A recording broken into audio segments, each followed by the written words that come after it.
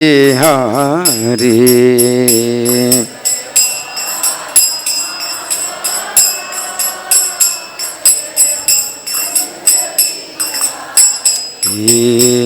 जय गोपी जन वल्लभ जय गिरिवर धारी।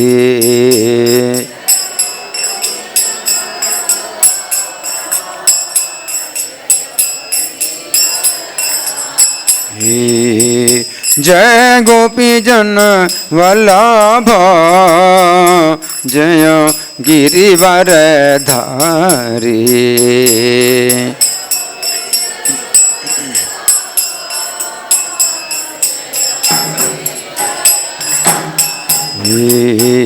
जय यशोदानंदन जय ब्रज जन रंजन।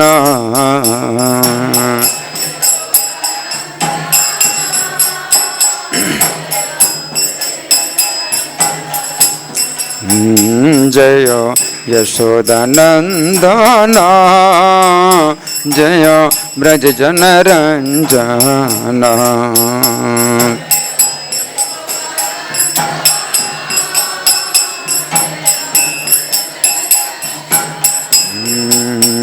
जय यमुना तीर बनचारी जय कुंज बिहारी।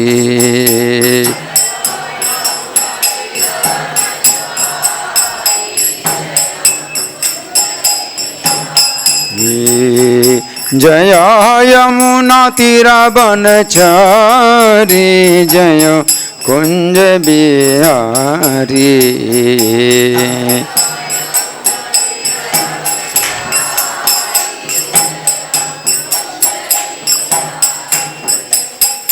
जय राधा माधव जय कुंज बिहारी।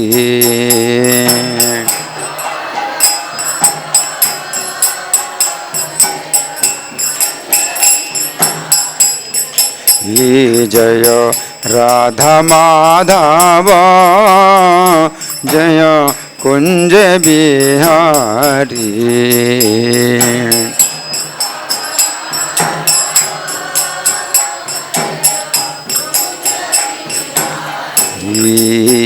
नितय गौर हरि बोल हरि बोल हरि बोल हरि बोल।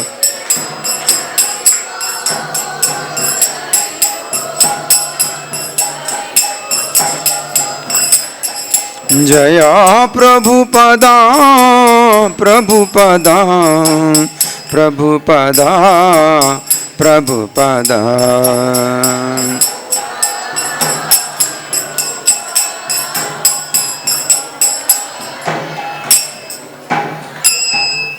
जय ओम विष्णुपाद परमहंस परिव्राजकाचार्य अष्टोत्तर श्री श्री मधिस डिवाइन ग्रेस अभय चरणारविंद भक्ति वेदांत स्वामी श्रील प्रभुपाद की जय। नित्य लीला प्रविष्ट ISKCON founder Acharya saviour of the whole world Srila Prabhupada की जय। नामाचार्य हरिदास ठाकुर की जय। प्रेम से कहो श्री कृष्ण चैतन्य प्रभु नित्यानंद श्री अद्वैत गदाधर श्रीवासादि गौर भक्त वृंद की जय। श्री श्री राधा श्याम सुंदर ललिता विशाखा गोप गोपिका श्याम कुंड राधा कुंड गिरि गोवर्धन की जय। श्री श्री गौरनिताय की जय। श्री श्री कृष्ण बलराम की जय। समवेत भक्त वृंद की जय। अनंत कोटि वैष्णव वृंद की जय। इस्कॉन वर्तमानाचार्य वृंद की जय। गौर प्रेमानंदी all glories the assembled devotees, all glories the assembled devotees, all glories the assembled devotees, all glories to Sri Guru and Gauranga. Om Namo Bhagavate Vasudevaya. ओम नमो भगवते वासुदेवाय। ओम नमो भगवते वासुदेवाय।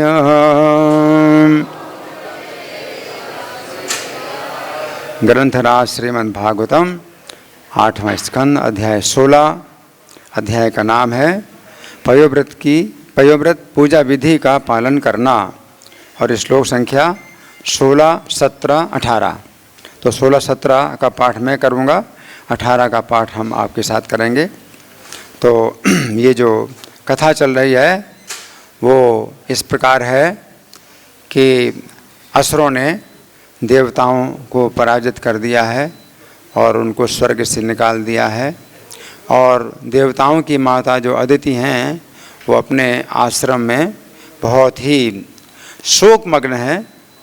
और जब उनके पति कश्यप मुनि आए तो कश्यप मुनि ने देखा कि अदिति का आश्रम भी बड़ा सूना सूना लग रहा है और अदिति माता भी बड़ी जो है दुखी लग रही हैं। तो कश्यप मुनि पूछ रहे हैं कि क्या कारण है, तुम इतना अधिक शोकमग्न हो, इसका क्या कारण है। तो अदिति माता जो बताती हैं उसी में ही अब आगे इस श्लोक संख्या 16 में जो है अदिति माता कहती हैं, परैर्विवासिता सहम मग्ना व्यसन सागरे ऐश्वर्यम श्रीर्यशास्थानम हृतानि प्रबलैर्मम। तो अदिति माता क्या कह रही हैं, परै का मतलब है पराये लोगों के द्वारा, पराये लोग यानी शत्रु। परैर विवासिता साहम, मैं पराये लोगों के द्वारा, शत्रुओं के द्वारा विवासिता हो गई हूँ, यानी घर से निकाली गई हूँ। तो माता अदिति तो अपने घर में हैं, स्वर्ग में हैं, उनको तो नहीं निकाला गया, देवताओं को निकाला गया, लेकिन वो अपने पुत्रों की ओर से वो बोल रहे हैं कि मुझे निकाला गया है। तो अदिति माता का आश्रम जहाँ था वहीं पर है और कश्यप मुनि आए हैं तो वो स्वर्ग में हैं, लेकिन उनको जो है अपने पुत्रों के कारण कि उनके पुत्रों को स्वर्ग से निकाल दिया गया है। तो वो अपने पुत्रों के साथ अपनी जो स्नेह की भावना है उसको रख कर के कह रहे हैं कि मुझे निकाल दिया गया है, मुझे स्वर्ग से बाहर निकाल दिया गया है, अपने स्थान से बाहर निकाल दिया गया है, मैं अपने स्थान से भ्रष्ट हो गई हूँ, है ना। तो ये स्नेह का ये जो है स्नेह के कारण ऐसा होता है कि वो जो है अपनी पहचान अपने पुत्रों के साथ कर रहे हैं।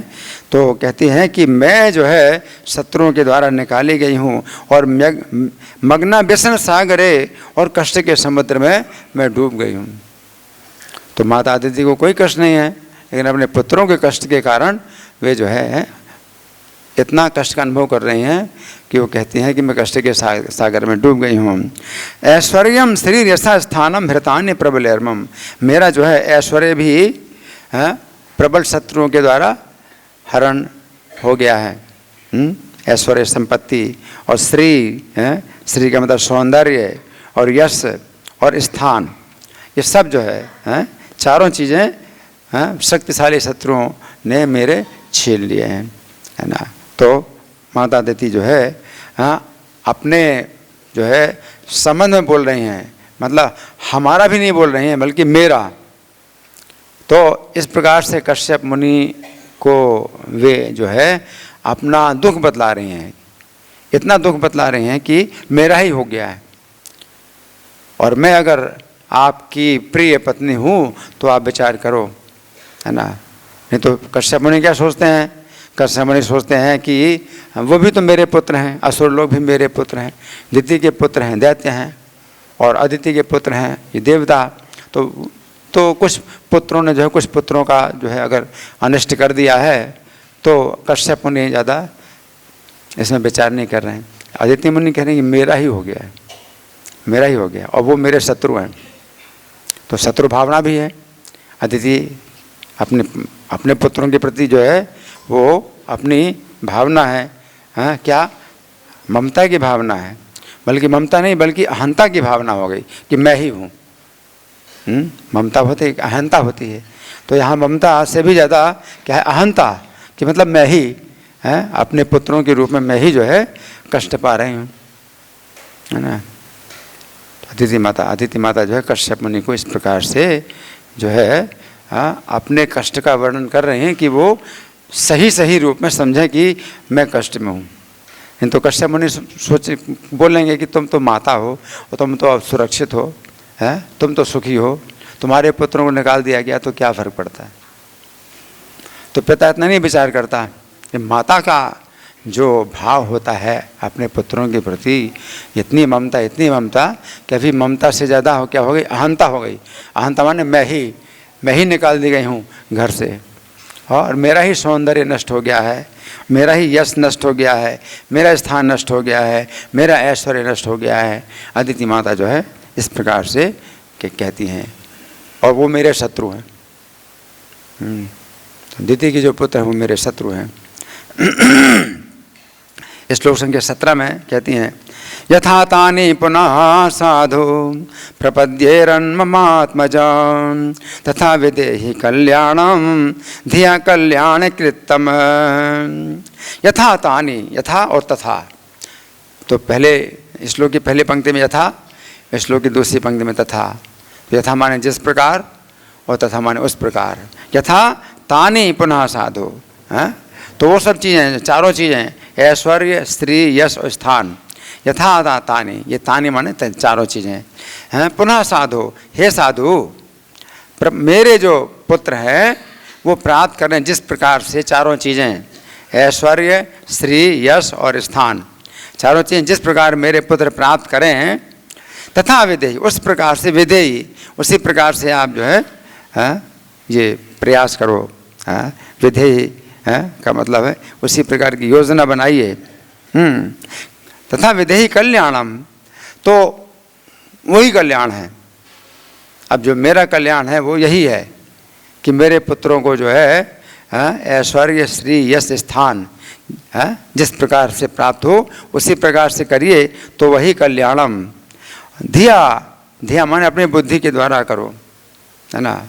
तो कश्यप मुनि थोड़ी स्वयं अपने शरीर के द्वारा ये कार्य करेंगे, अपने बुद्धि के द्वारा करो। तो आपके पास बुद्धि तेज है, आपकी तेज बुद्धि है, तो अपनी तेज बुद्धि के द्वारा आप कार्य करें तो आपको विरोध नहीं करना पड़ेगा। हाँ, दिति के पुत्रों से आपको विरोध नहीं करना पड़ेगा, अपनी बुद्धि से ऐसा कार्य करिए। और फिर कहती कल्याण कृतम है। कल्याण कृत का मतलब है कल्याण करने वाला, फिर कल्याण कृतर होता है और ज़्यादा कल्याण करने वाला, और कल्याण कृतम का मतलब है सबसे ज़्यादा कल्याण करने वाला। तो आप क्या हैं, कल्याण कृत नहीं है, कल्याण कृत नहीं है, कल्याण कृतर नहीं है, कल्याण कृतम है, यानी सबसे ज़्यादा कल्याण करने वाले आप ही हैं। तो अदिति कहते हैं कि आपके सिवा तो मैं और किसी को नहीं जानती कि कोई कल्याण करे या ज़्यादा कल्याण करे, सबसे ज़्यादा कल्याण करने वाले आप ही हैं। तो अदिति माता जो है शब्दों का प्रयोग इस प्रकार से करती हैं कि उनके पति जो है विचार करें कि ये तुरंत कुछ करना चाहिए, है, नहीं तो कहेंगे सोचेंगे।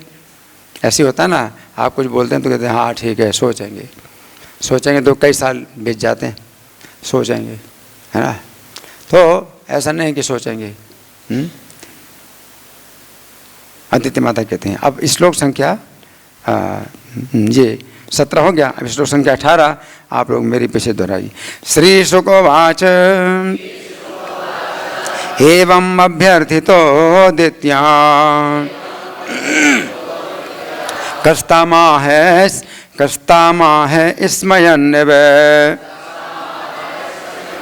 अहो माया बलम विष्णु स्नेहबद्धमिदं जगत्। श्री शुकोवाच एवं अभ्यर्थितो दित्या कस्तामाह स्मयन्नव अहो माया बलम विष्णु स्नेहबद्धमिदं जगत्। बोलिए महाराज।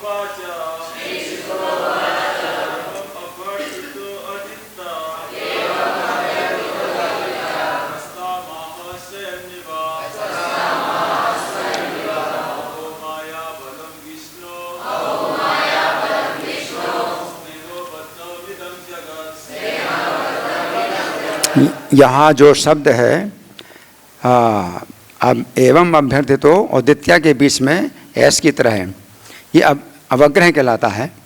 तो ये आ है लेकिन आ नहीं बोलते। अगर आ बोलेंगे तो सब अक्षर की संख्या बढ़ जाएगी और पाठ करने में बाधा पड़ती है। इसलिए आपको बोलना एवं अभ्यर्थितो द्वितीया। जब तोड़ेंगे तो अद्वितीय अलग हो जाएगा, अभ्यर्थिता अलग हो जाएगा। ठीक है। देविया वैष्णो देवी।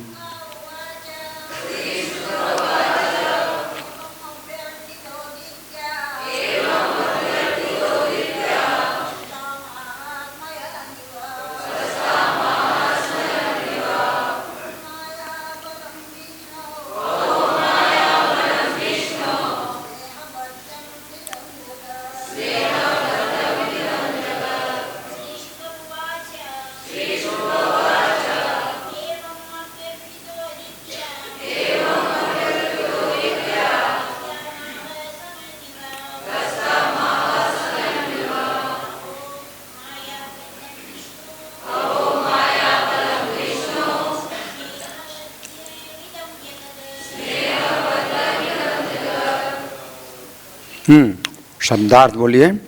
श्री शुकः उवाच, श्रील सुखदेव गोस्वामी ने कहा, एवं इस प्रकार से अभ्यर्थितः प्रार्थना किए जाने पर अदित्या अदिति द्वारा कहा कश्यप मुनि ने ताम उससे आह कहा स्मयन मुस्काते हुए एव के सदृश अहो ओह माया बलम माया का प्रभाव विष्णु हो भगवान श्री विष्णु की स्नेहबद्ध इस स्नेह से प्रभावित इदम यह जगत सारा संसार। अनुवाद मेरे पीछे बोलिए। श्रील सुखदेव गोस्वामी ने आगे कहा, जब अदिति ने कश्यप मुनि से इस प्रकार प्रार्थना की तो वे कुछ मुस्काए और उन्होंने कहा, ओह भगवान श्री विष्णु की माया कितनी प्रबल है जिससे सारा संसार बच्चों के स्नेह से बंधा रहता है।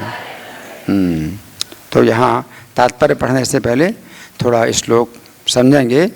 यहाँ पर श्री शुकवाच सुखदेव गोस्वामी सुना रहे हैं। तो सुखदेव गोस्वामी ये सब कथा सुना रहे हैं परीक्षित महाराज को। तो सुखदेव गोस्वामी कहते एवं अभ्यर्थितो द्वितीया। तो अदिति के द्वारा जब इस प्रकार से कश्यप मुनि अभ्यर्थित हुए, यानी प्रार्थना की गई, कश्यप मुनि से प्रार्थना की, तो कहा ताम आह इसमें कहा का मतलब कश्यप मुनि, ताम माने उनसे, यानी माता देवी माता अदिति से कहा। ताम तम होता है पुरुष के लिए और ताम होता है स्त्री के लिए, उससे।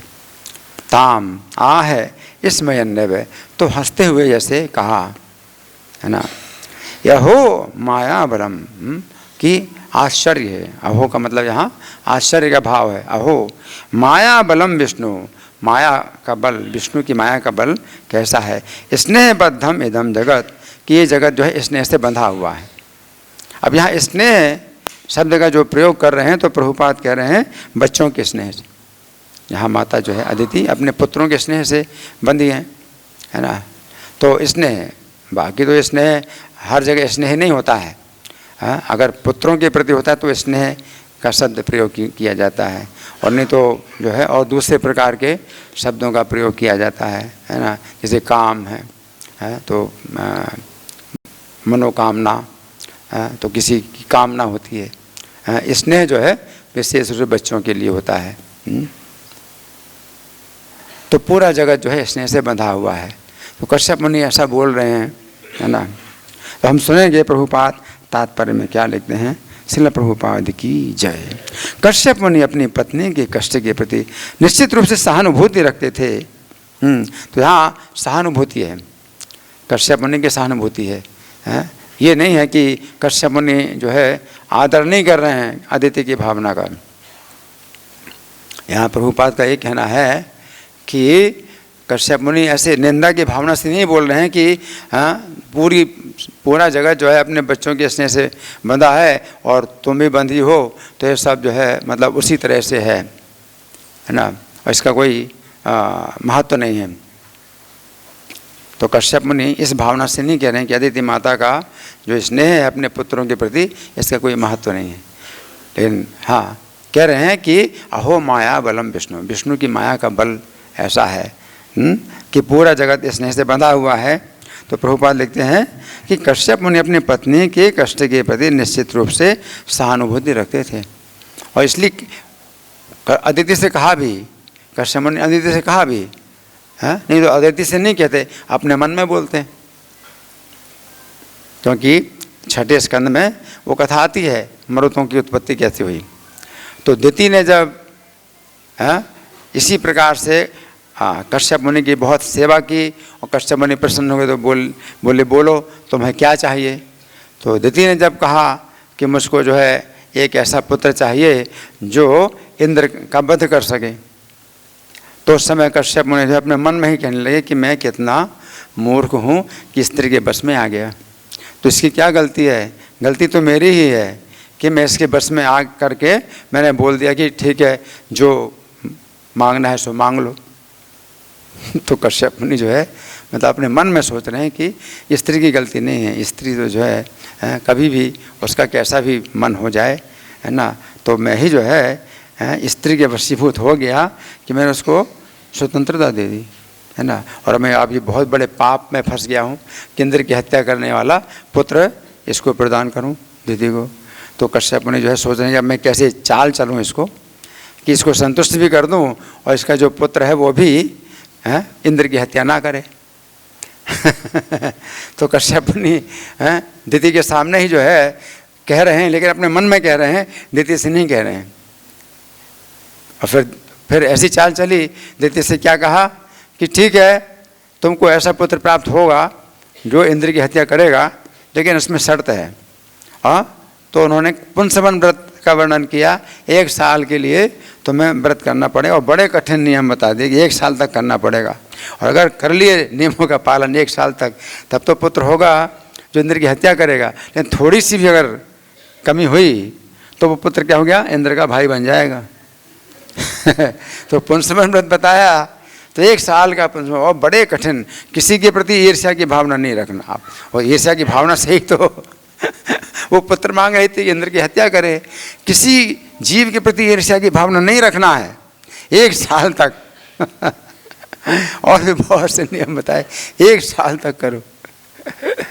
लेकिन अदिति के प्रति सहानुभूति रखते हैं, प्रभुपाद लिखे अदिति प्रति सहानुभूति रखते हैं, इसलिए अदिति को पयोव्रत बताएंगे जो 12 दिन में ही पूरा हो जाएगा। तो अदिति की जो चेतना है वो दिति की चेतना से अलग है, बहुत शुद्ध चेतना है अदिति की, है ना। तो अदिति ने अपने पति से भी कहा कि मेरे पुत्रों को जो है प्राप्त हो जाए, बाकी जो है उनके अनिष्ट के लिए कुछ नहीं बोला। हालांकि अदिति चाहती हैं कि उनका अनिष्ट हो, लेकिन अपने पति से नहीं बोला। तो जो है कश्यप मुनि जो है मतलब इस संबंध में सहानुभूति रखते हैं। तो प्रभुपाद यहाँ लिख रहे हैं कि निश्चित रूप से सहानुभूति रखते हैं, निश्चित रूप से, इसलिए अदिति के सामने ही बोल रहे हैं, है ना। और एक प्रकार से अदिति को कष्ट हो रहा है, क्यों कष्ट हो रहा है इसका कारण बता रहे हैं। कारण बता रहे हैं कि संसार में जो है अपने पुत्रों के प्रति सबका जो है स्नेह होता ही है, तो सबका स्नेह होता है, तो तुम्हारा भी है, तो कुछ गलत नहीं है, स्वाभाविक है, और इस कारण तुम कष्ट भोग रहे हो। तो तुम्हारे कष्ट का कारण क्या है? तुम्हारा स्नेह है, अपने बच्चों के प्रति स्नेह है ना। तो ये जो है कोई दोष नहीं है, ये गुण है। तो भगवान क्षमा करें, कश्यप मुनि जो है यति के लिए जो बता रहे हैं कि पूरा जगत अपने बच्चों के स्नेह से यंत्रित है, लेकिन तुम्हारे बच्चे अगर कृष्ण के भक्त हैं, देवता हैं, और तुम अपने बच्चों के प्रति स्नेह रखती हो, तो ये स्नेह जो है तुम्हारे लिए क्या है, कल्याणकारी। जो असुर लोग हैं वो भगवान से विमुख हैं, वो उल्टी चाल, भगवान से उल्टी चाल चलते हैं, है ना। तो उसमें अदिति का जो अपने बच्चों के प्रति स्नेह है तो वो उतना कल्याणकारी नहीं है। अदिति का जो है अपने पुत्रों के प्रति जो स्नेह है वो कल्याणकारी भी है ना। तो कश्यप मुनि जो है कष्ट के लिए बता रहे हैं कि कष्ट जो है तुमको जो हो रहा है तो ये स्वाभाविक ही कष्ट होगा ही, माता को कष्ट होगा ही, और माता को कोई कष्ट नहीं है, लेकिन अपने बच्चों के कारण वो जो है कष्ट पा रही, बहुत कष्ट पा रही, है ना। तो यहाँ प्रभुपाद लिख रहे हैं, फिर भी वे चकित थे कि सारा संसार स्नेह से किस प्रकार प्रभावित है ना। हाँ, तो यहाँ पर प्रभुपाद का तात्पर्य समाप्त हुआ कि स्नेह से किस प्रकार प्रभावित है। तो स्नेह जो है ये भगवान जो है सब जीवों में, विशेष रूप से जो जन्म देने वाली माता होती है उसमें स्नेह जो है डाल देते हैं। हालांकि ये माया का ही स्नेह है ना, लेकिन स्नेह जो है फिर भी भगवान स्वयं जो है जीव के साथ हैं, स्नेह पैदा करते हैं, है ना। भगवान पालन करने वाले हैं, भगवान की पालन शक्ति जो है ये स्नेह पैदा करती है, सब जीवों का पालन करते हैं भगवान। तो कैसे पालन करते हैं प्रत्येक जीव का, कि जो जन्म देने वाली माता होती है उसके अंदर बच्चे के प्रति स्नेह पैदा कर देते हैं, और बच्चा जो है बिल्कुल असहाय है, उसको अपनी सुरक्षा कभी ज्ञान नहीं है कि कैसे उसकी सुरक्षा होगी, और माता को कितनी चिंता होती है, बच्चे की सुरक्षा की कितनी चिंता होती है, हजारों कष्ट सहन करके भी वो बच्चे की रक्षा करती है। तो ये भगवान की पालन शक्ति है ना।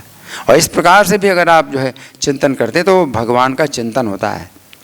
एक बच्चा जो है बिल्कुल असहाय है और उसे कुछ भी पता नहीं है कि क्या उसके ऊपर संकट आने वाला है, और क्या, और उसके ऊपर हजारों संकट हैं, हर तरह से उसके ऊपर जो है वो है मृत्यु का संकट हर समय और हर जो है स्थिति में बना हुआ है। और माता जो है कितनी चिंता करती है बच्चे की, है ना, उसको सुलाती है तो कितने जो है सावधानी से सुलाती है, उसको उठाती है कितनी सावधानी से उठाती है, उसको जो है नहलाती है, उसको कपड़े पहनाती है कितनी सावधानी से कि ज़रा भी कष्ट ना हो उस बच्चे को, कितनी सुरक्षा करती है। भगवान की पालन शक्ति, इसमें आप भगवान का दर्शन करो, भगवान के पालन, भगवान ही पालन कर रहे हैं, सभी जीवों का पालन करते हैं। और उस समय पालन करने की बहुत आवश्यकता है जब बच्चा पैदा होता है, और जैसे बच्चा पैदा होता है वैसे ही माता के स्तन में दूध आता है। ये किसकी व्यवस्था से? आज की साइंस क्या बता सकती है? आज की साइंस बता सकती है कि बच्चे के स्तन से उसी समय दूध आता है जैसे बच्चा पैदा हुआ, उसके पहले नहीं आता, 1 मिनट पहले भी नहीं आता दूध, उसी समय दूध आता है इसके स्तन में। भगवान सब जीवों का पालन कर रहे हैं। बच्चे के रूप में जो है भगवान की जो पालन शक्ति है आप प्रत्यक्ष देख सकते हैं, प्रत्यक्ष देख सकते हैं कि उसका कोई नहीं है ना। तो स्नेह, कितना स्नेह पैदा कर देते हैं, है ना। और वो स्नेह जो है फिर धीरे धीरे फिर क्या होता है, दूषित हो जाता है। जैसे बच्चा बड़ा होता है तो फिर माता जो है वो स्नेह नहीं बल्कि उसके अंदर कुछ आशाएं होने लगती कि अब ये मुझे भी आगे चल करके कुछ धन देगा, आगे चल करके मेरी भी सेवा करेगा। तो वो स्नेह जो है धीरे धीरे वो शुद्ध न रह करके उसमें अब आ जाता है दूसरे प्रकार के बदले के भाव की, भाई मैंने इसको किया, अब ये आशा करती है कि ये भी हम बुढ़ापे में मेरी सेवा करेगा, मुझे भी पानी देगा ना, मुझे भी जो है मेरा पालन करेगा। तो होता है। लेकिन उस समय जब बच्चा पैदा हुआ और बिल्कुल असहाय निर्बल, उस समय कुछ भी नहीं सोचती माता, केवल ये सोचती है कि मुझे इसका पालन करना है ना। अपने शरीर से भी ज़्यादा वो जो है बच्चे की चिंता करते हैं, है ना। तो यहाँ पर जो है कश्यप मुनि जो बोल रहे हैं तो ये जो है भगवान की क्या है, ये भगवान के वो कहते हैं अहो माया बलम विष्णु, विष्णु की माया का बल है। तो माया बल, माया जो है क्या है, 3 गुण है, त्रिगुणमयी है, देवी हिस्सा गुणमयी मम माया दुर्हृदय। तो त्रिगुणमयी माया, तो यहाँ पर कौन से गुण की माया है? जो माता को स्नेह पैदा कर रही बच्चे के प्रति, कौन सा गुण है आप बताइए?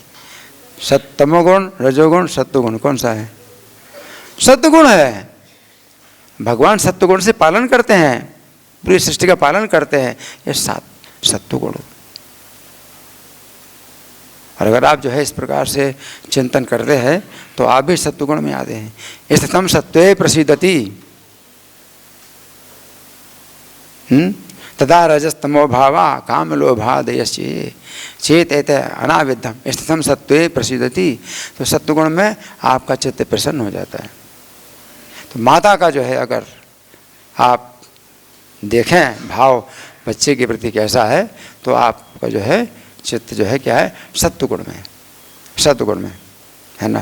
और वो जो चिंता आती है, जो चिंता जो पैदा होती है बच्चे के प्रति माता की, तो वो एक प्रकार की प्रसन्नता है, वो भी एक प्रकार की प्रसन्नता है कि उसको अपना जो है अपनी चिंता नहीं होती।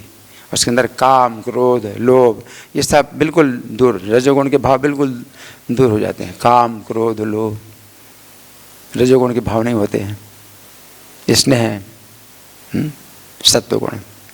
तो भगवान के सत्वगुणी माया है ना। सत्वम यद ब्रह्म दर्शनम, सत्वगुण से ब्रह्म का दर्शन होता है। सत्वगुण से आप शरीर से ऊपर उठ जाते हैं। माता भी जो है बच्चे के प्रति जो है जब स्नेह रखती है तो शरीर से ऊपर उठ जाती है ना। तो यहाँ पर जो है कश्यप मुनि जो देख रहे हैं वो भी भगवान की जो है शक्ति देख रहे हैं, भगवान की कृपा और शक्ति देख रहे हैं। अदिति माता के अंदर है ऐसी कि अपने पुत्रों के लिए जो है इतना शोक कर रही है, इतनी चिंता कर रही है ना। तो वो जो है मतलब विशेष रूप से कश्यप मुनि की जो है ये कृष्ण भावना है, वो कृष्ण भावना भावित हैं, इसलिए अदिति का आदर कर रहे हैं, आदर पूर्वक जो है अदिति से कह रहे हैं। और पूरे जगत में जो है भगवान का सत्वगुण आपको इसमें दिखाई पड़ता है। कहाँ कहाँ दिखाई पड़ता है? माता का पुत्र के प्रति जो स्नेह है क्या है? सत्वगुण है ना। तो यहाँ जो है कश्यप मुनि ये बात कह रहे हैं।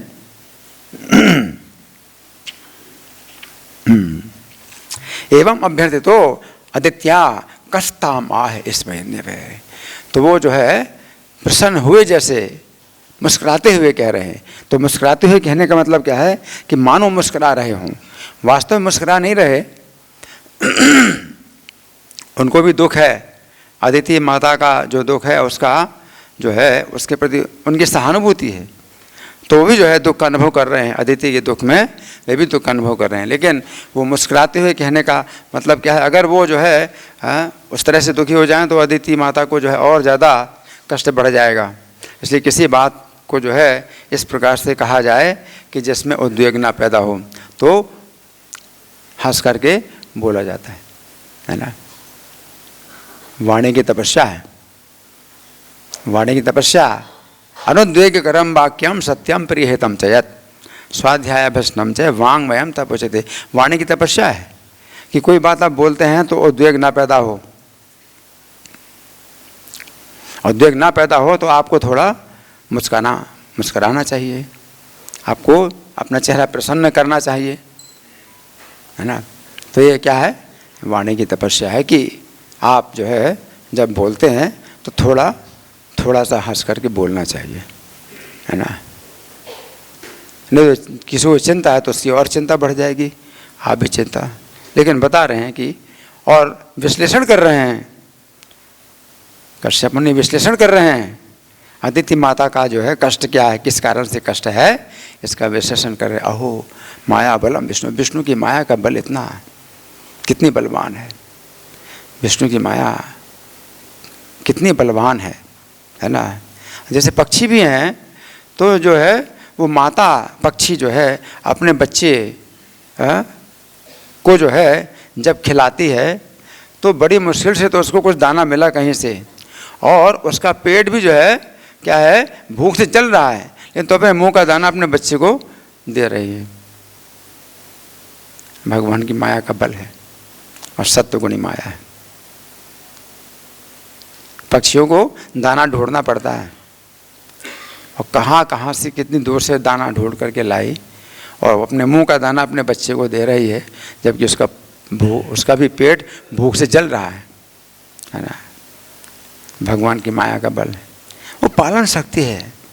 भगवान पालन कर रहे हैं इस प्रकार से, सब संपूर्ण सृष्टि का पालन कर रहे हैं इस प्रकार से। तो माता का जो स्नेह है वो जो है वो शुद्ध, उसको कह सकते हैं शुद्ध भाव है, सात्विक है, सत्वगुण है ना। कि चैव सात्विका भावा राजसास तामस है मत एवेतान विद्धि। तो मेरे से ही होते हैं, चाहे सात्विक भाव हो, चाहे राजस भाव हो, चाहे तामस भाव हो, मेरे से ही होते हैं, मेरे से ही होते हैं नहीं तो हम तेज होते भाई, परंतु मैं उनमें नहीं, मैं उनमें बंधा नहीं हूँ। तो भगवान नहीं बंधे हुए हैं उनमें, इसलिए वे जो है भगवान जो है उस स्नेह में बंध नहीं जाते हैं। जैसे असुर लोग होते हैं तो असुर लोगों के स्नेह में शिवजी भी बंध जाते हैं, शिवजी बन जाते हैं। असुर लोग जो है उनकी अगर भक्ति करते हैं, पूजा करते हैं, तो शिवजी उनके पक्ष में वरदान दे देते हैं, दूसरे देवता भी उनके पक्ष में वरदान दे देते हैं। लेकिन भगवान ऊपर है कोई असुर जो है भगवान के साथ अच्छे संबंध स्थापित करे तो भगवान उसमें बंधे नहीं होते हैं, दूर हो जाते हैं, दूर हो जाते हैं, है ना। जैसे मधु और कैटभ थे, तो मधु कैटभ जो है जब भगवान के कान के मैल से उत्पन्न हुए, भगवान शयन कर रहे हैं, जल में शयन कर रहे हैं, उनके दो कान से जो है, दो कान के मैल से दो असुर उत्पन्न हुए, मधु कैटभ उत्पन्न हुए। और जब भगवान की जो है निद्रा टूटी, उन्होंने देखा तो मधु कैटभ बड़े प्रसन्न हुए और भगवान कहते हैं कि अच्छा तुम लोग मुझसे वर मांगो। तो वो बोले कि तुम हमसे कहते हो कि हम तुमसे वर मांगे, तुम ही हमसे वर मांग लो, हम क्या छोटे हैं तुमसे तुम ही हमसे वर मांग लो। अब उनका तो स्नेह भगवान के प्रति स्नेह है कि तुम्हें मुझसे हमसे वर मांग लो, लेकिन है तो असुर और ब्रह्मा जी के सृष्टि कार्य में बाधा डालने वाले हैं। तो भगवान ने जो है क्या कहा, ठीक है मैं तुमसे वर मांगता हूँ कि तुम दोनों मेरे हाथ से मारे जाओ। भगवान स्नेह में नहीं बन जाते, भगवान सत्वगुण से ऊपर है। आपका सत्वगुण क्या कहेगा, अरे वो जो है कह रहे हैं हमसे वर मांगो, तो उनकी कितनी अच्छी भावना है, तो हमें भी उसी सद्भावना में जो है रहना चाहिए, उनकी अच्छी भावना है। तो आप सत्वगुण में बंधे हैं तो आप जो है उनकी सद्भावना से बंध जाएंगे। भगवान बहुत ऊपर उठे, क्योंकि ये जो है अगर भगवान के आदेश के विरुद्ध कार्य कर रहे हैं तो भगवान के प्रति कितना भी अच्छा जो है वो व्यवहार कर रहे हैं, लेकिन भगवान उनके अच्छे व्यवहार से जो है वशीभूत नहीं होते, उनके अच्छे व्यवहार से वशीभूत, क्योंकि सृष्टि के कार्य में बाधा डाल रहे हैं। तुम दोनों मेरे हाथों से मारे जाओ। तो फिर वो बोले कि अच्छा अब ये तो आपने बहुत गलत कठिन वर मांगा है, बहुत कठिन वर मांगा है कि हम तुम्हारे हाथ से मारे जाएं, तो हम भी वर मांगेंगे। पहले तो कहा था हमें आपसे वरदान पाने की जरूरत नहीं है, बोले हम भी वर मांगेंगे। भगवान बोले ठीक है वर मांगो। तो बोले ठीक ऐसे जगह मारो हमको जहाँ जो है पानी ना हो। अब पानी पानी सब जगह था, सब जगह पानी पानी, पृथ्वी थी ही नहीं, पानी पानी था। ऐसी जगह मारो जहाँ पानी ना हो। तो भगवान कहते ठीक है, भगवान के पास सब उपाय हैं, भगवान के लिए कोई भी कार्य असंभव नहीं है। ठीक है, मैं वर देता हूँ कि तुम जो है तुमको मैं ऐसे स्थान में मारूंगा जहाँ पानी ना हो। तो युद्ध करते करते भगवान ने जो है दोनों के सिर अपनी जंघा में रखे और सिर काट दिए। तो भगवान जो है शत्रु हैं, मधु कैटभारे, उनको कहा जाए मधु कैटभारे, मध्वरी कैटभारी शत्रु है। तो भगवान हमेशा शत्रु ही बने रहते हैं, चाहे वो जितने भी मित्र बने लेकिन शत्रु बने रहते हैं भगवान। तो भगवान जो है मतलब ऐसे ही हैं। और इसमें जो है 6वें स्कंद में वो नहीं, इसी स्कंद में वो कथा भी आती है कि जब क्षीर समुद्र का मंथन होता है ना, तो देवताओं को जो है असुरों ने जीत लिया था और देवता लोग जो है फिर ब्रह्मा जी की शरण में गए और ब्रह्मा जी फिर भगवान की शरण में आए क्षीर सागर के तट पर। तो उस समय ब्रह्मा जी की स्तुति से भगवान प्रसन्न हुए। और जब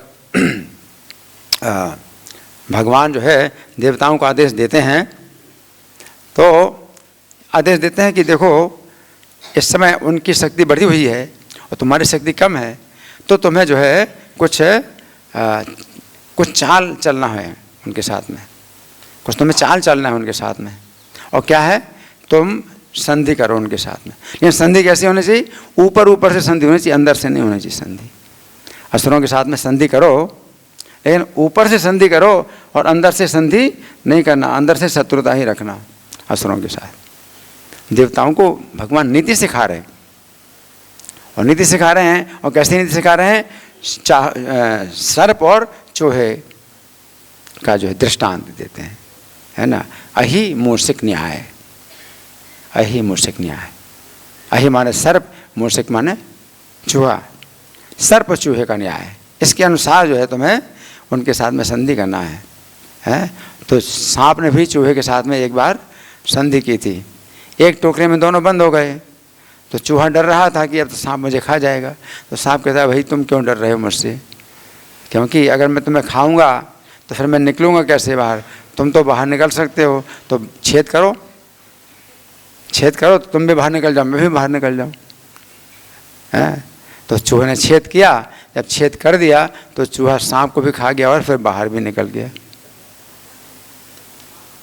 तो ये नीति भगवान स्वयं सिखाते हैं असुरों के साथ में जो है इस प्रकार की नीति करना। तो देवताओं को भगवान कहते हैं कि तुम संधि करो कि भाई अमृत का मंथन हम दोनों मिल करके करेंगे, जो समुद्र का मंथन हम दोनों मिल के करेंगे, अमृत जो निकलेगा तो उसका हम हिस्सा करेंगे, हमें भी हिस्सा मिलेगा, आपको भी हिस्सा मिलेगा। लेकिन भगवान बिल्कुल मतलब चेतावनी देते हैं उनको नहीं मिलना चाहिए अमृत। क्यों? क्योंकि सृष्टि के विरोधी हैं, ये धर्म के विरोधी हैं। तो इनको अमृत नहीं मिलना चाहिए, लेकिन अमृत तुमको ही मिलना चाहिए। उनको केवल परिश्रम मिलना चाहिए, ये केवल परिश्रम करेंगे, अमृत उनको नहीं मिलेगा। इस प्रकार से जो है भगवान नीति बतलाते हैं। लेकिन यहाँ कश्यप जी माता अदिति के लिए कह रहे हैं कि भगवान की माया का बल देखो कैसा है। तो सत्वगुण, भगवान जो है सत्वगुण के द्वारा पालन करते हैं और इस प्रकार से जो है अहो माया बलम विष्णु स्नेह बद्धम इदम जगत, ये पूरा जगत स्नेह से बंधा हुआ है। ये कथा वामन पुराण में आती है। तो वामन पुराण में ये बताया गया है कि जब सब देवता लोग जो है ब्रह्मा जी के पास आए थे ये कष्ट बताने के लिए, तो ब्रह्मा जी के पास ही कश्यप मुनि बैठे थे। सब देवताओं के लिए जो है जब बात चलती है तो ब्रह्मा जी से जो है देवताओं ने कष्ट बताया कि इतना कष्ट है हमको।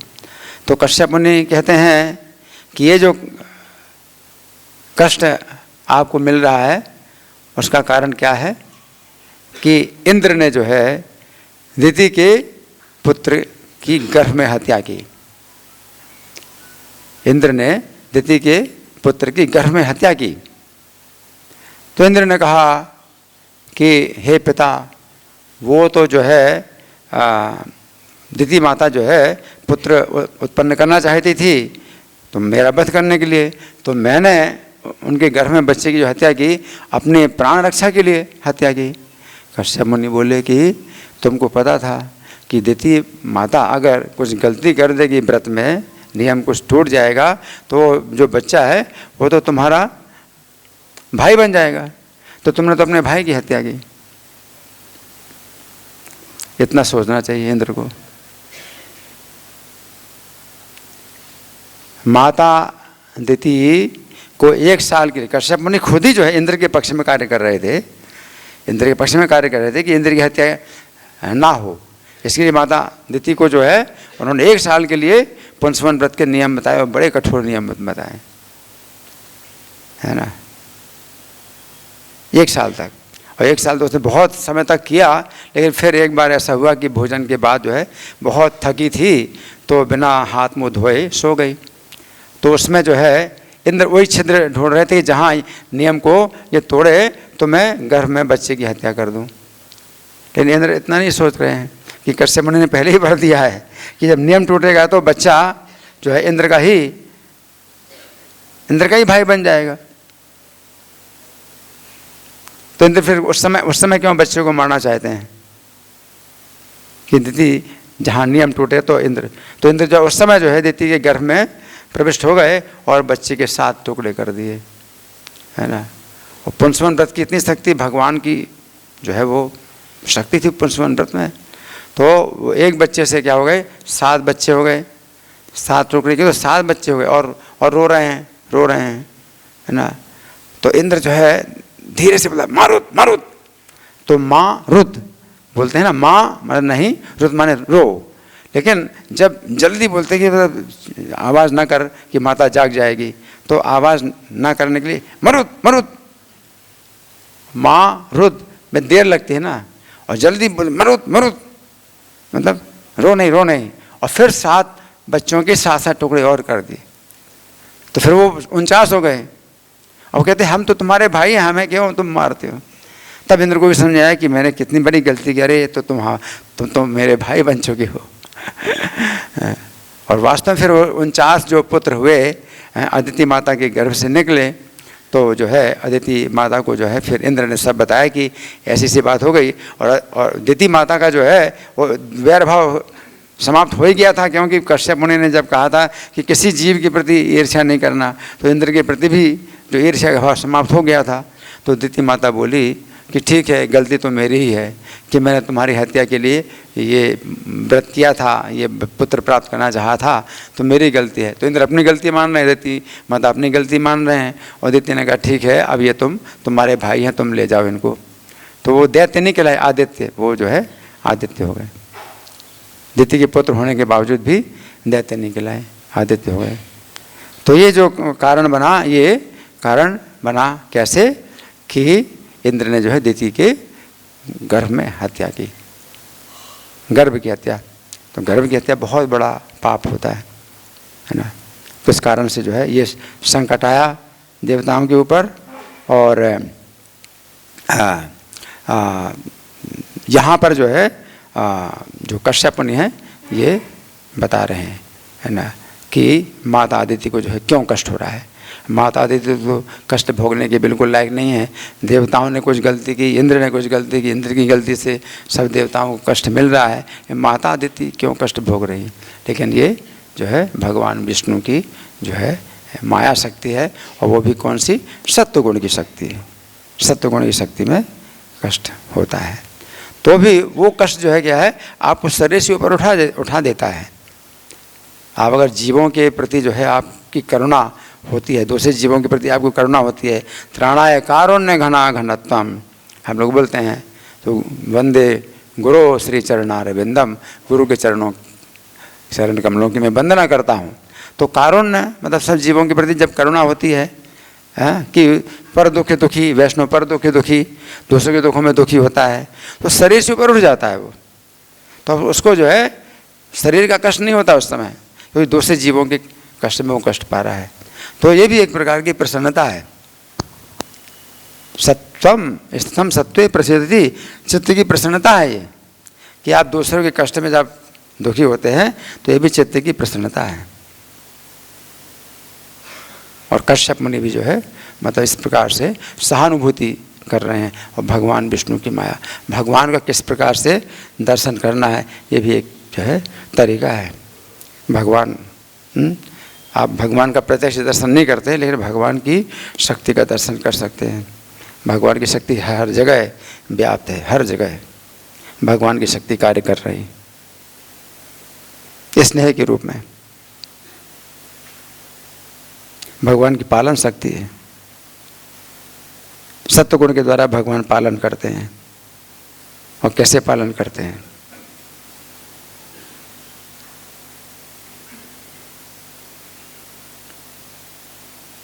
करुणा शक्ति, स्नेह शक्ति, है ना। तो इस श्लोक का जो हिंदी पद्यानुवाद है वो मैं पढ़ के सुना रहा हूँ। जब अदिति ने इस भांति ऋषि कश्यप से प्रार्थना की, जब अदिति ने इस भांति ऋषि कश्यप से प्रार्थना की, तब वे अदिति से कहने लगे, कुछ विस्मित से होकर ही, अति आश्चर्यमय बात है ये, अति आश्चर्यमय बात है ये, प्रभु की माया कैसी है प्रबल, प्रभु की माया कैसी है प्रबल। सब जग को स्नेह की रज्जू से, सब जग को स्नेह की रज्जू से उसने बांधा है बरबस, उसने बांधा है बरबस, है ना। तो भगवान जो इस प्रकार से बांधते हैं स्नेह के बंधन से जीवों को, और इस प्रकार से सब जीवों का पालन करते हैं। तो अभी हमारे पास कुछ समय है, तो आप लोगों की ओर से कोई प्रश्न है, कोई चर्चा है, कोई मंथन है, या मैं प्रश्न करूं? हैंड माइक है, मैं प्रश्न करूं? ठीक है, तो मैं प्रश्न कर रहा हूं। तो प्रश्न यह है कि कश्यप मुनि जो कह रहे हैं कि अहो माया बलम, विष्णु, कश्यप मुनि कह रहे हैं अहो माया बलम विष्णु, भगवान विष्णु की माया का बल देखो कैसा है, भगवान विष्णु की माया का बल देखो कैसा है ना। तो कितना बल है माया में, कितना बल है। तो यह कौन से बल की बात कर रहे हैं कश्यप जी कि भगवान विष्णु की माया का बल? कौन सा बल, कौन बताएगा? हाँ जी, हाथ उठाए, बताइए किसने हाथ उठाया, कौन बताएगा? भगवान की माया का बल क्या है? सभी जगत में स्नेह उत्पन्न करवाता। हाँ, कौन सा गुण है ये माया का? सतोगुण है। तो कश्यप जी कहते हैं माया। और कपिल भगवान में कितने, बलम में पश्य माया, वो कौन सा गुण है जिसमें कपिल भगवान जो है माता देवहूति से कहते हैं बलम में पश्य माया स्त्री मैया जैनो दिशाम या करोति पदाक्रांता भ्रू विजृंभेण केवलम। एक दूसरा माया का बल है क्या? और भगवान कपिल देव अपनी माता देवहूति से कहते हैं हे माता मेरी माया का बल देखो, स्त्री के रूप में, स्त्री के रूप में है। जैनो दिशाम, जो सब दिशाओं को जीत चुके हैं, उनको भी जो है वो जो स्त्री के रूप में मेरी माया है उसको अपने पद के नीचे आक्रांत कर देती है, अपने पैरों के नीचे रौंद डालती है, अपने पैरों के नीचे रौंद डालती है। भ्रू विजृंभेण केवलम, केवल भ्रुकुटी के इशारे से, अपने भौं के इशारे से ही सब दिशाओं को जो जीत लिए हैं वो उस माया के नीचे, पैरों के नीचे वो रौंद डालती है। पदाक्रांतान, अपने आक्रांत कर देती है। वो स्त्री के रूप में माया, वो कौन सा गुण है? रजोगुण है, भगवान की माया, है ना। लेकिन ये सत्वगुण है। ये सत्वगुण जो है, जो सात्विक माया है, ये आपके लिए क्या है? ये कल्याणकारी है, आपके लिए, आपके हित में है या अहित में है? कौन बताएगा? हित में है, ये हित में है। आप इस प्रकार से देखते हैं, इस प्रकार से अगर दर्शन करते हैं, भगवान सत्वगुण के द्वारा पालन करते हैं, है ना। तो ये जो है हमारे हित में है। और माता अदिति जो कष्ट प्राप्त कर रही हैं, क्या उनका अपना कष्ट है? जो वो कहती हैं कि हमें जो है शत्रुओं ने निकाल दिया है और हमें वो कर दिया है, क्या उनका अपना कष्ट है? वो तो कहती हैं अपने संबंध में कह रहे हैं कि मेरा ही जो है कष्ट है कि मुझको ही जो है शत्रुओं ने निकाल दिया है, निर्वासित कर दिया है।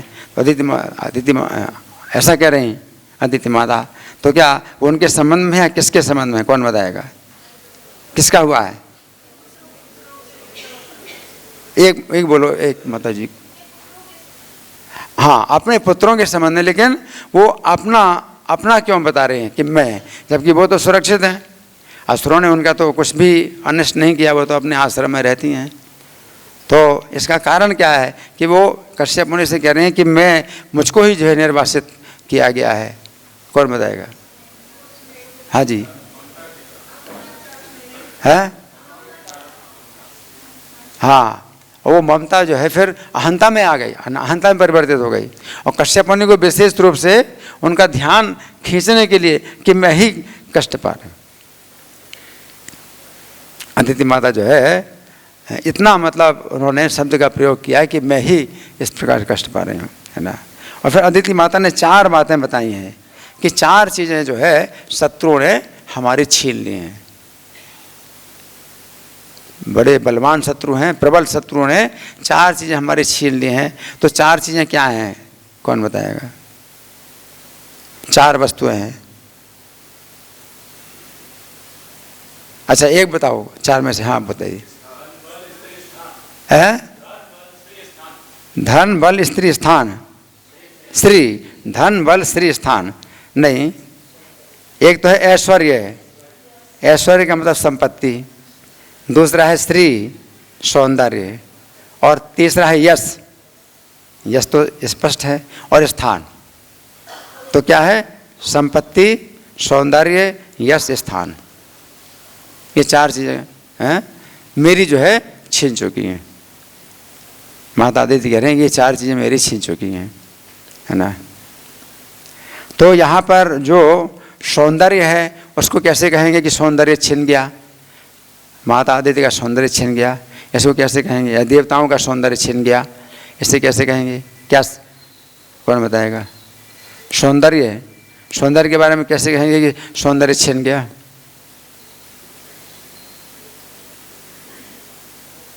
हाँ जी, कोई बताए?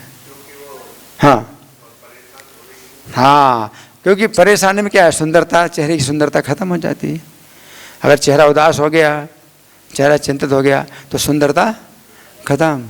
माता अदिति जो है उन्होंने देखा, कश्यप मुनि ने देखा कि पूरा आश्रम उनका उजड़ा हुआ है और माता के जो है कुछ भी जो है चेहरे में तेज नहीं है, निस्तेज है, उदासी है, तो अपना श्रृंगार भी नहीं करती। और तो देवताओं का भी हाल वही बुरा हाल है, क्या बोलते हैं? चेहरे में हवाई उड़ रही, क्या बोलते हैं? चेहरा कैसा हो जाता है? जब जो है कोई व्यक्ति भय में होता है, संकट में होता है, कोई जगह ना मिले, सड़क में मारा फिरे, तो कहाँ सुंदरता होती है? कहाँ सुंदरता होती है? सुंदरता खत्म हो गई, है ना। तो इस प्रकार से जो है। हाँ जी माता जी बोलिए, इनको माइक दीजिए।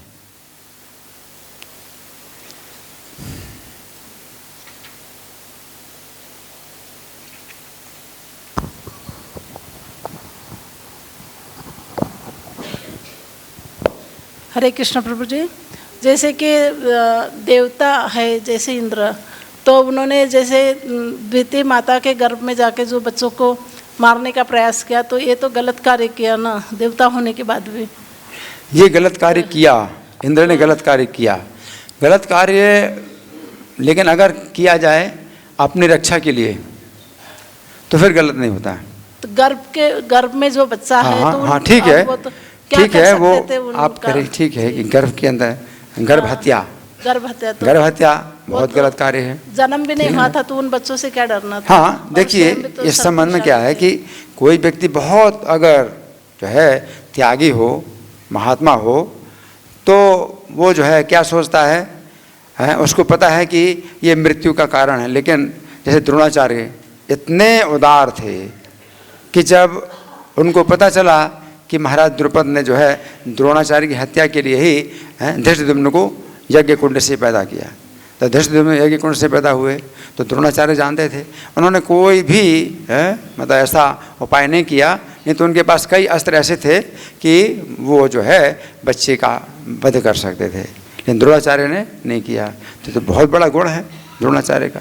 जबकि धृष्टद्युम्न जब आया शिक्षा प्राप्त करने के लिए, तो भी उन्होंने ये सोचा कि ब्राह्मण का जो है ये कर्तव्य है कि कोई जो है अगर विनम्रतापूर्वक कुछ विद्या सीखना चाहता तो सिखाए, तो उसको अपना शिष्य भी बनाया, जबकि उनको पता था कि ये मेरी हत्या करेगा।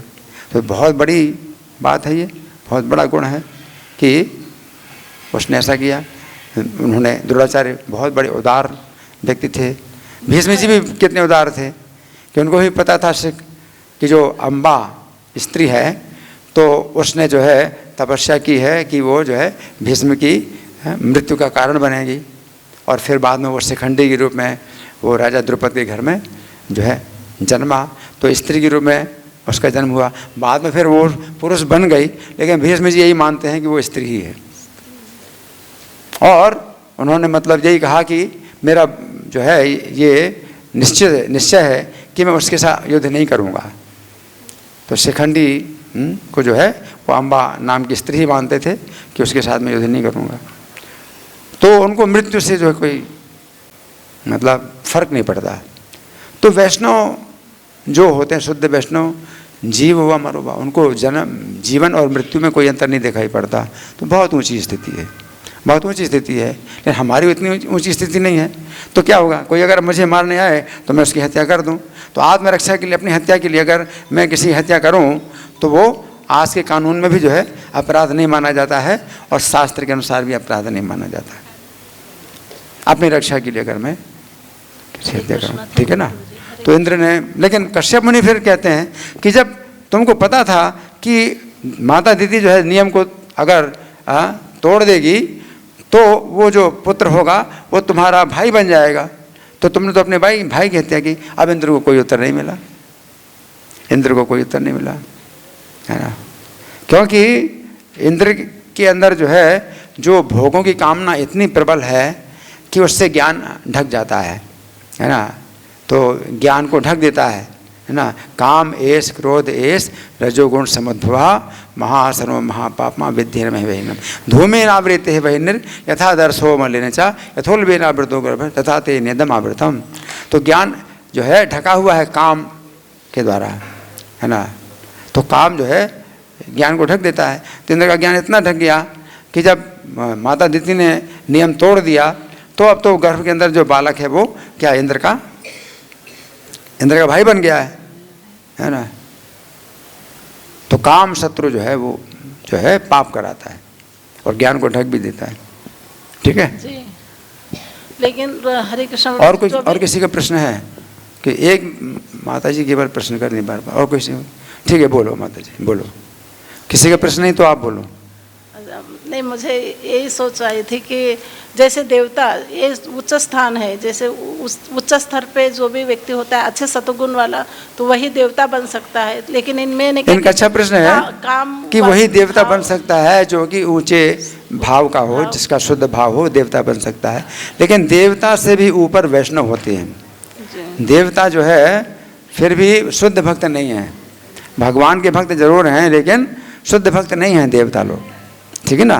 तो देवताओं के द्वारा भी गलती होती है, लेकिन ये है कि गलती अपनी स्वीकार कर लेते हैं, देवता का ये गुण। और असुर अपनी गलती स्वीकार नहीं करते, ठीक है ना। धन्यवाद।